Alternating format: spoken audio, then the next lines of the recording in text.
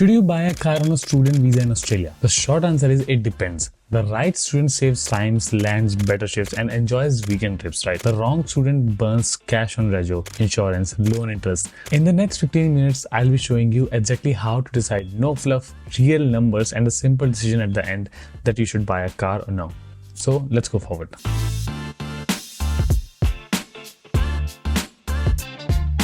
Hey guys, hello and welcome back to another video. This is your KapsLock and today we are back with another video. This video, so many people have been asking me that please make this video. Now this video is here.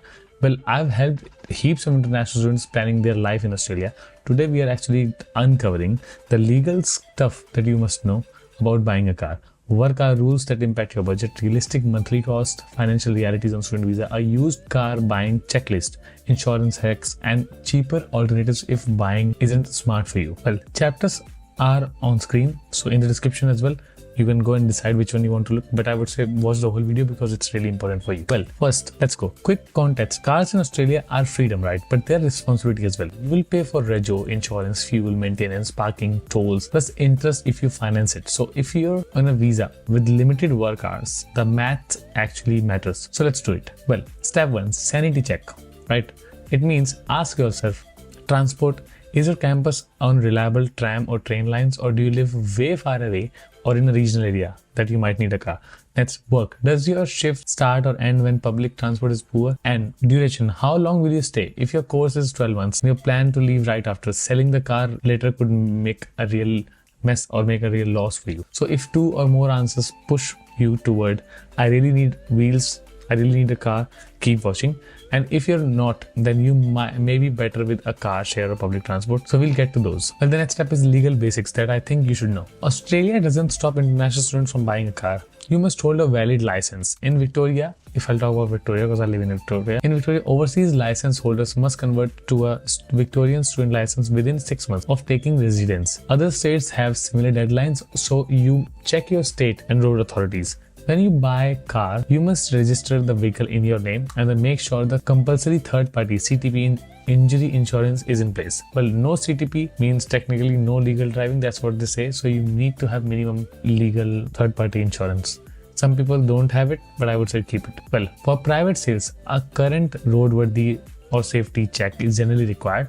It's issued by licensed testers and usually valid for a short period, about 30 days. So next step is visa and work hours reality. Let's talk on this. So your student visa actually allows you to work 48 hours per fortnight, right? So during teaching periods actually, not on the holidays. Holidays you can do unlimited during your official breaks, right? So that cap directly affects how much you can comfortably allocate to a car. So if a loan repayment needs more hours than you can legally work, so it's kind of a red flag, right? That's going to be illegal if you're going to still be working. So delivery or rideshare work can be possible, but still must respect the 48-hour cap. And the same platform require a full unregistered Australian license. Always check platform's rules in your state. So the next step is real monthly cost. So let's talk on this. Well, let's price a typical first student car, a decent used small hatchback car if you're thinking to buy. Purchase price would be around 10,000, 12,000 right now these days. It used to be over 5,000, but I'm just saying it's a decent car. So if you pay cash, rego and state charges about $50 to $70 per month, average annually. Well, insurance comprehensive if you take $90 to $160 per month for young drivers. Third-party property is cheaper, obviously, but riskier as well. If something happens, you won't get the guy whom you had the accident with might get the money, but you won't get anything. Fuel, $120 to $160 per month for a normal small car. Maintenance or repairs, comparatively $50 to $100 per month. Parking and tolls varies widely. In cities, I would say set aside $30 to $80 per month if you commute to city that way. If you finance $10,000 car over 3 years at around 8% interest rate. 8% is the minimum. You won't get 8%, but I'm just saying. Repayment roughly is $310 to $320 per month. If we add the running cost above, you're around $600 to $800 total ownership of the cost. So ask yourself, does that actually fit inside your legal work hours, rent, food, and tuition? If it's squeezed in between, then your budget is healthy, I would say, and you can think of it. But if it doesn't, I would say pause yourself. Well, next part is finance on a student visa. Let's talk on this because this needs to be explained properly. Finance is possible for student visa holders, but many lenders want your loan term to end before your visa expires, mostly. So often at least 3 months before, but unless private ones. Shorter terms means higher repayments.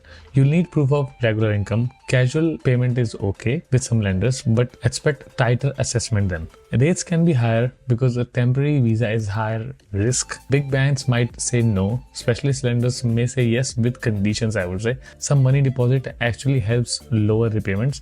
Avoid too good to be true deals add-ons, which means focus the comparison rates, not just the advertised rate that hey, it's too cheap, it's the best car in the world, blah blah blah. Think yourself. Balloon payments at the end can trap you. So try to have small payments, keep going. Only accept if you truly understand the exit plan of finally owning the car by yourself. Rule of thumb is your total car cost should not push your budget beyond what you can earn within 48 hours per fortnight according to your visa conditions. Don't go towards illegal, I would say, but it's up to you otherwise. The next step is used car buying checklist I can give you. Do these before you hand over your money. If you're buying a used car, a second-hand car.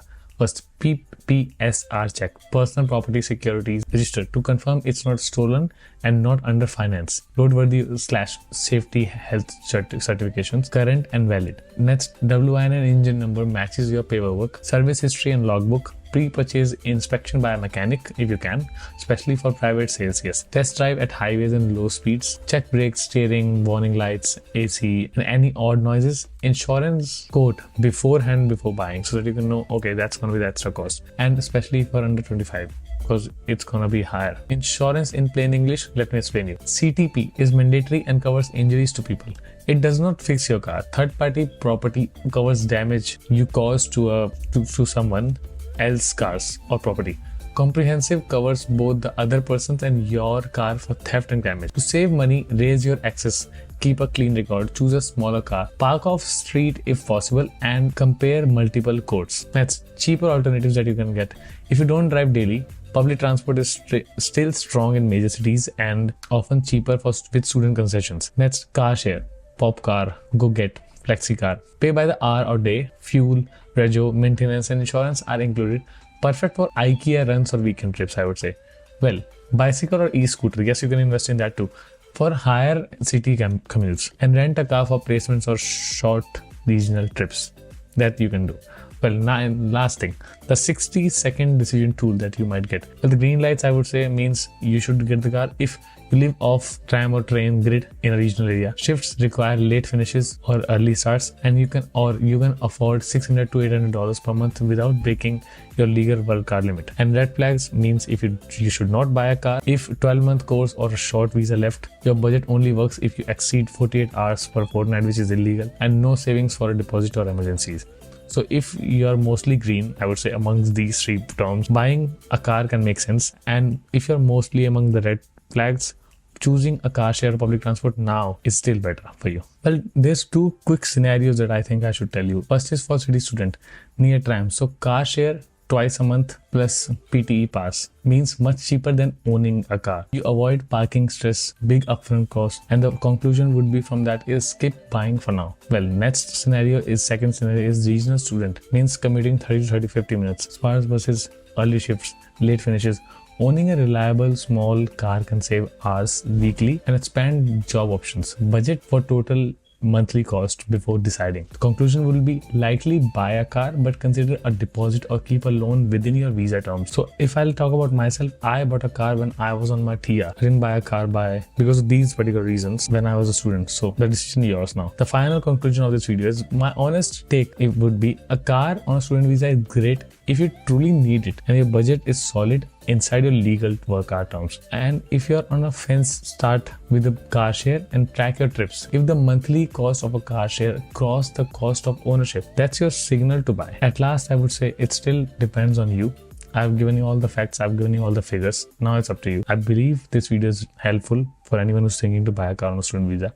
If you want to have a video from me on buying a car on TR means 485 visa, then tell me, I'll make a video on that too. Share this video to someone who's thinking to buy a car in Australia on a student visa. He or she might get an idea what would happen eventually after buying the car. Well, this is KapsLock signing off. Make sure to subscribe to this channel and the next channel which I made for you guys, because that channel is really helpful for you. You go check it by yourself.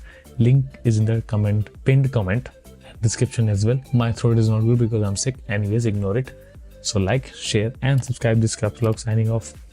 All the links to stay connected with me are in the description. See you there.